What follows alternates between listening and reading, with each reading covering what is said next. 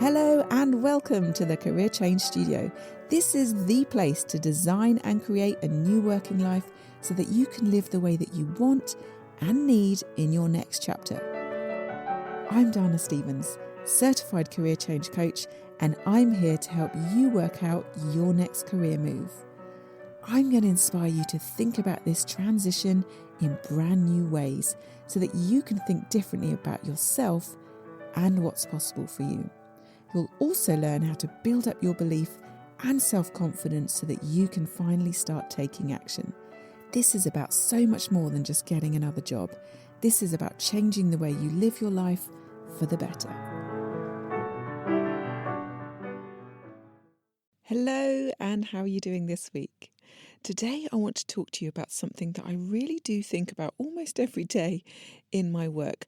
I want to talk to you about potential. Because I know that you have so much of it inside of you. And I also know that so many of the women I work with have real doubts and worries about their own potential.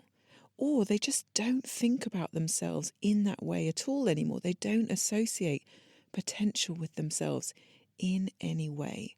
They're often so focused on all the limitations, the restrictions, the challenges, that they've unconsciously, probably without noticing, stopped thinking of themselves as someone with potential. And helping women see their potential again is something that I do in my coaching all of the time. And I'm really, really passionate about it because when you start to see your potential, when you actually acknowledge it, something shifts.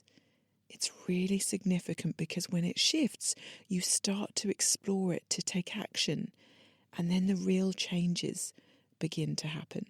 So in today's podcast, I want to start by looking at why we often stop thinking about potential in midlife and why that is, in my view, one of the biggest thought errors that you can make.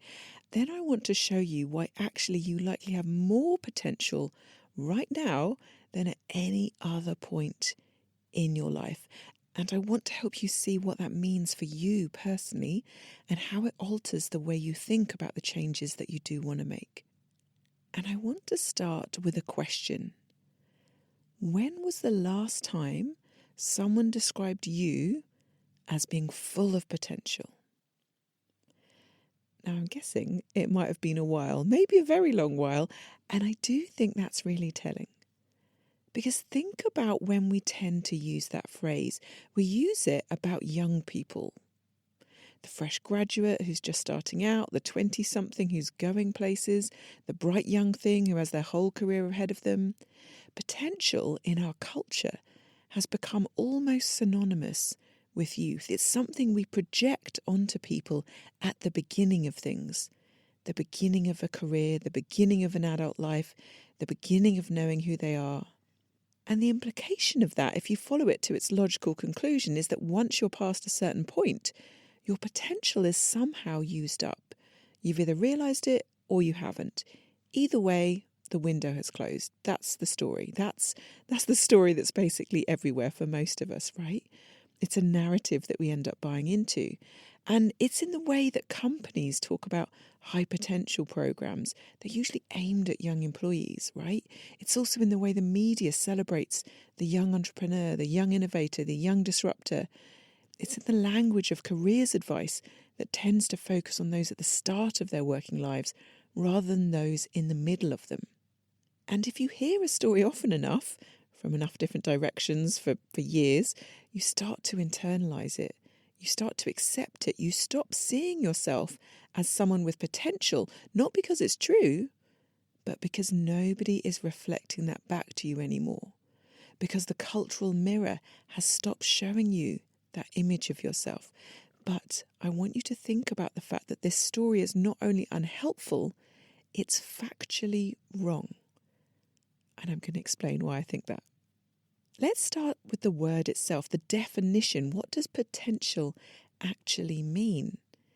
The definition of the word is that potential is about latent qualities or abilities that may be developed or have yet to be developed and that could lead to future success. It's about capacity, the capacity to grow, to learn, to develop, to achieve something that hasn't happened yet. Now, I want you to notice what that definition does not say. It doesn't say anything about age. It doesn't say that capacity is limited to people under 30. It doesn't suggest that growth and development are exclusively the territory of the young. The definition is entirely about future possibility. And future possibility isn't about age. It doesn't have an expiry date. Now, I want you to hold that definition in your mind and then think about what you bring to right now, to today, as someone in midlife. You have decades of skills, accumulated, refined, tested in real situations. You have knowledge that can only come from experience. You have the ability to recognize patterns, to see how things connect, to anticipate problems, to understand people, to navigate complexity, those things that you simply could not have had at 25. You've got a level of self-knowledge that you didn't have then. You know what you're good at, or you know how you work, or you know at least what motivates you and what drains you. That self-awareness alone is enormously valuable. So if potential is about the capacity to grow and develop and achieve things that haven't even happened yet, and you are bringing all of that to the table. So if potential is about the capacity to grow and develop and achieve things that haven't happened yet, and you're bringing all of that to the table, then here's a question that I always think about, and I think it might be useful for you. Who has more potential? The 22-year-old who is genuinely starting from scratch, or you, with everything you've built, everything you've experienced as your foundation? Now, the answer, I would argue, is you, every single time. Now, I just want to really briefly bring in some science here because I think it's genuinely exciting and I don't think enough people know about it. For a long time, the prevailing belief was that the brain was essentially fixed in adulthood, right? That it developed really rapidly in childhood and in our teenage years. And then by like your mid-20s, maybe 30s, it's more or less done. You had the brain that you needed, right? But the thing is, we now know that is not true.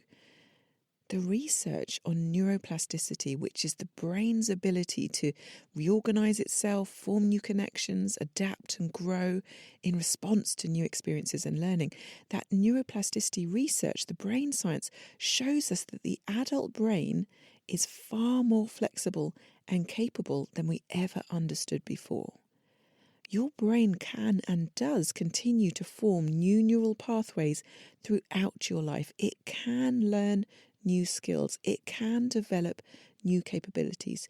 It can adapt to new challenges at 40, at 50, at 60 and beyond. The capacity for growth and change is built into the structure of your brain. It doesn't switch off. Now, that doesn't mean, and I'm not saying that learning something new at 45 is exactly the same as learning something new at 15. No, because of course our brain changes as we age. But here's the interesting thing. It's not about those changes being simply a loss or our brain not being good enough. It's the fact that there are things our adult brain does extraordinarily well, better than our younger brain does. There's something called crystallized intelligence that you have, right? Which is the ability to use accumulated knowledge and experience. And this actually continues to grow well into midlife and beyond. The ability to see the big picture, to integrate complex information, to make considered judgments, these tend to peak later in life, not earlier, right? Wisdom, in the most practical sense of the word, is a product of experience, and experience takes time. The science reinforces what I see in my coaching every single day. The adult brain is not simply a declining asset. It's different, but in many ways a more powerful tool. And here's something I find genuinely exciting about learning and growth in midlife. And I want you to try and take this in, because when a younger person learns something new, they're building on a relatively thin foundation. I mean, sure, they've got enthusiasm, often in abundance, they've got time, but they do have limited experience to connect that new knowledge to. Everything is, to some extent, starting from scratch. And when you learn something new, and you, I mean you, right? You person listening, when you're learning something new, you are not starting from scratch. I want to repeat that because I know so many of you worry about changes and developments in later life, somehow meaning that you're going to have to start from scratch. When actually, when you learn something new in midlife, you are physically, based on evidence, not starting from scratch. You are actually adding to an extraordinarily rich, dense network of existing knowledge, this whole foundation of skills and experience. And the research on learning tells us that this makes a significant difference. New information therefore sticks better. It's understood more deeply. It's applied more effectively when it can be connected to an existing framework of knowledge. So I'm going to give you an example, right? Let's say we imagine someone in their 20s deciding to move into project management. They go and do a course, they learn the theory, maybe they get a qualification, and then they get a job where they can start applying it.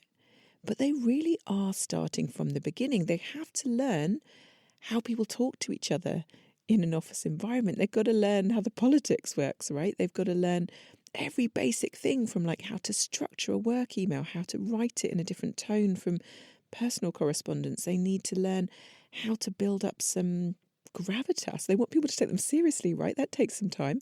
How to get people to listen to you, how to persuade people to do what you want, how to hold all the things in your brain at once, like timings and outcomes and delivery details, holding that in your brain alongside the bigger picture.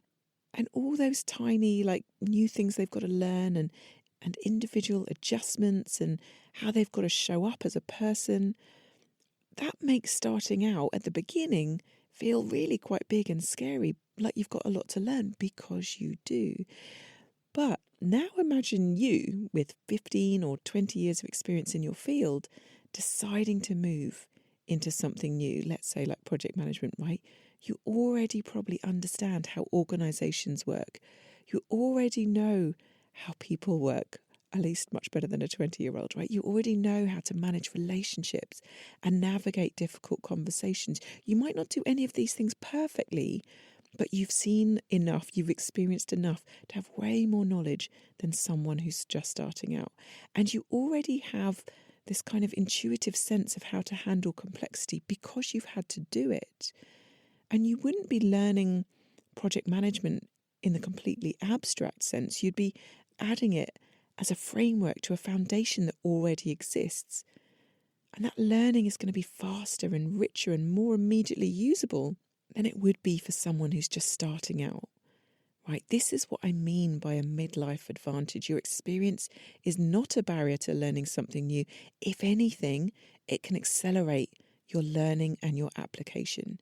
It makes you this faster, more effective learner, much faster than you were 20 years ago, in almost every area that draws on what you already know. And the thing is, most career changes in midlife are going to draw on what you already know. For most people, they are not these completely clean breaks from everything you have built. They are extensions of it, redirections of it, new application of skills and experience that are already there.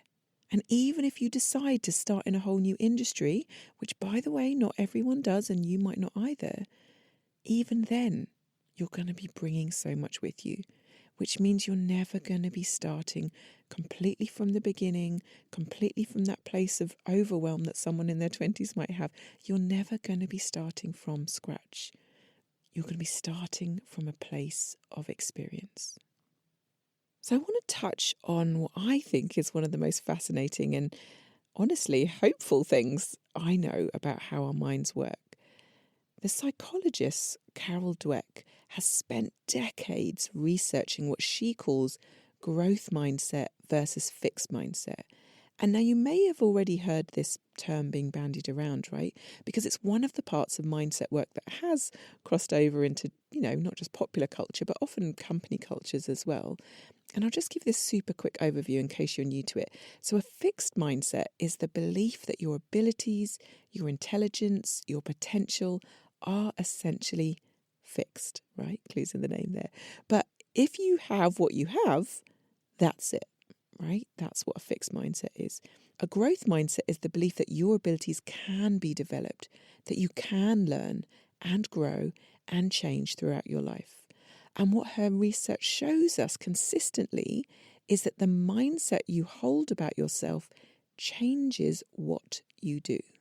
People with a growth mindset take on more challenges. They persist longer in the face of difficulty. They recover faster from setbacks and failures. They achieve more, not because they're more talented to start with, and that's an important point, but because they believe that development is possible, and so they keep going. In other words, what you believe about your potential directly shapes how you feel, which impacts the actions that you take. And the actions you take create the results you get. And the results become the evidence you use to decide what your potential is. It's a loop, right? And I call it the thought cycle because your thoughts really do impact and create that end result. And here's the important thing. The thing I want you to really take away from this is that you can choose what's in that loop. Because here's the important part that comes up both in the research and in my work with clients and my own mindset work. The thing that I know to be true is that the thought can change everything, right? So even just beginning to think, I have a lot of untapped potential, or I have some potential here, I'm not using it all yet. That changes something. It's not just wishful thinking or some sort of, deluded thinking. It's the beginning of a different relationship with yourself, one that opens you up rather than closes you down. And when you're open, you notice more opportunities, or you create more opportunities, or you attempt more things. You're going to be more willing to try something, maybe even trying something that might not work. And all of that trying creates real results.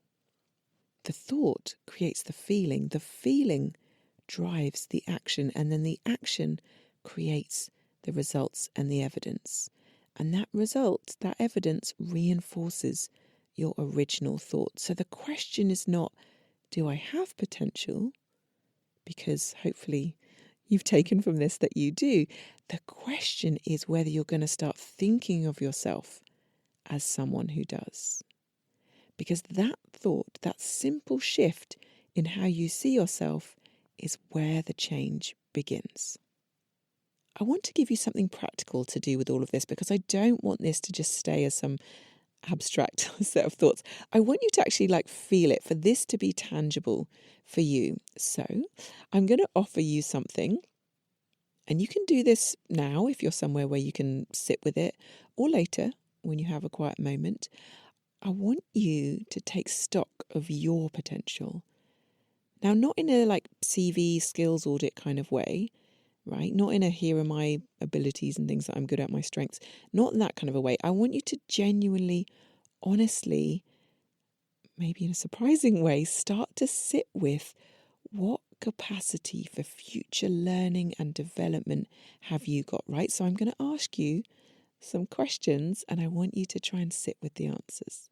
What have I learned to do in the last 10 years that I couldn't do 10 years ago? Right, I really want you to think about your learning and your growth, not just professionally, but in every area of your life. What have you learned to do in the last 10 years that you could not do 10 years ago? And what do I know now from experience that no qualification or training or piece of paper could have taught me, right? What do I know now from lived experience? What problems have I solved? And this might be situations you've navigated or challenges that you've come through, right? What problems have I solved or challenges have I come through that show me what I am actually capable of? What skills, strengths, or areas of my knowledge do I have that I consistently underestimate or take for granted? Maybe it's because they come naturally to me. Maybe I'm just good at them, so I don't spend time thinking about them. But where do I have skills or knowledge that I consistently underestimate or take for granted? And the final one is, if I removed all the I should or I ought to thoughts, right? If I took away all the shoulds and just asked myself honestly, what am I curious about? What would I love to try? What do I think I could do if I allowed myself to believe that it was possible? So you could write these answers down, not because writing makes them more true, but it can make them more visible, right? And it can take them out of the abstract and make them more real. And when you come to see them written down in front of you, it sometimes becomes harder for us to dismiss them, right?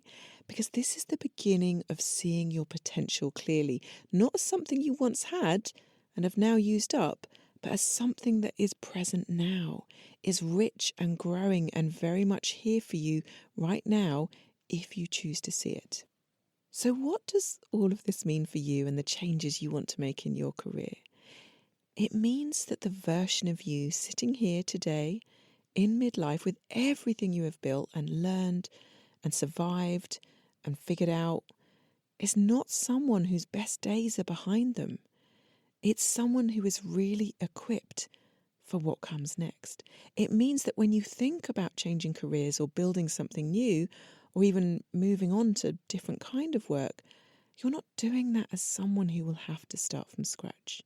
You're doing it as someone with a foundation that most people at the start of their careers could only dream of, right? You're doing it from a place of experience.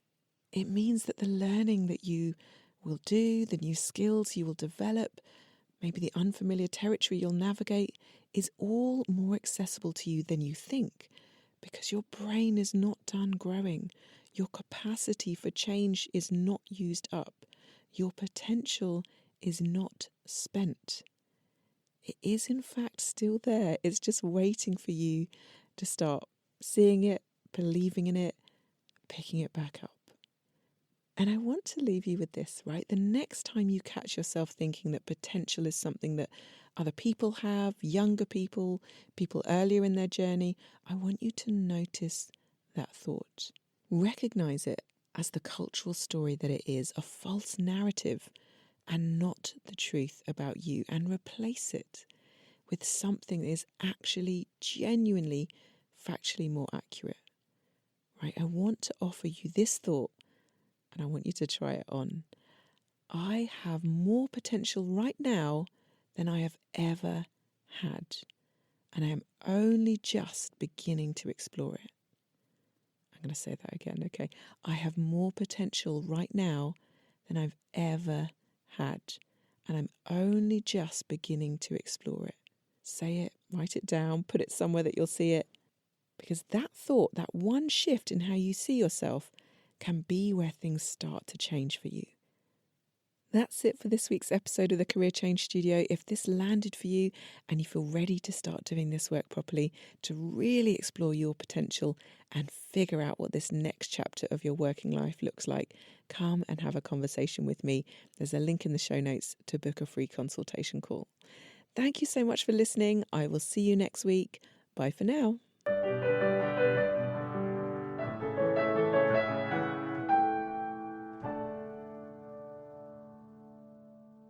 And if you want to start making changes to your working life, come and talk to me. You can book a free consultation with me where we'll talk about your personal situation, what's really holding you back, and what you can do differently to start making changes.